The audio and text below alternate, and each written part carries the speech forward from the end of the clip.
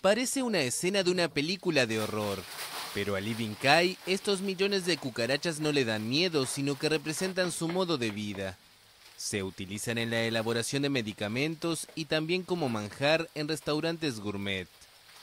Lee era dueño de una tienda de teléfonos móviles, pero en 2016 tuvo la idea de lanzarse en el negocio de las cucarachas por el bajo coste de producción y la sencillez de la técnica de cría de estos insectos muy prolíficos.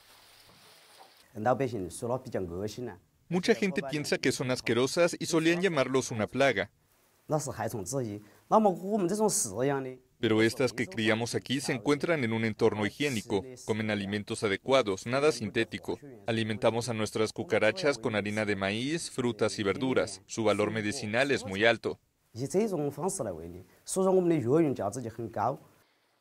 Medio kilo de insectos deshidratados cuesta entre 14 y 89 dólares. El año pasado vendió una tonelada a una empresa farmacéutica por unos 14.000 dólares.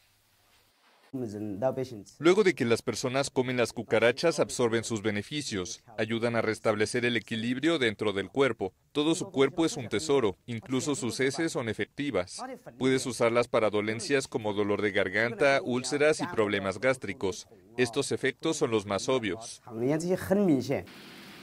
Lee colabora con un restaurante local, donde las cucarachas se sirven salteadas con pimiento.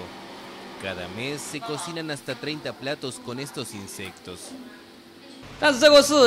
Estas son cucarachas de granja, no de la naturaleza, por lo que no hay bacterias. Después de cocinarlas a fuego alto, son aromáticas y crujientes. Es la primera vez que como cucarachas. Solía matar todas las cucarachas que veía en casa, pero creo que son deliciosas. Lee prevé crear una gama de productos, con pomadas de extractos de cucaracha, parches médicos y suelas a base de cucaracha en polvo que según él son muy cómodas. En una localidad vecina, un grupo farmacéutico creó el centro de producción de cucarachas más grande del mundo, con 6.000 millones de insectos vigilados con un dispositivo de inteligencia artificial.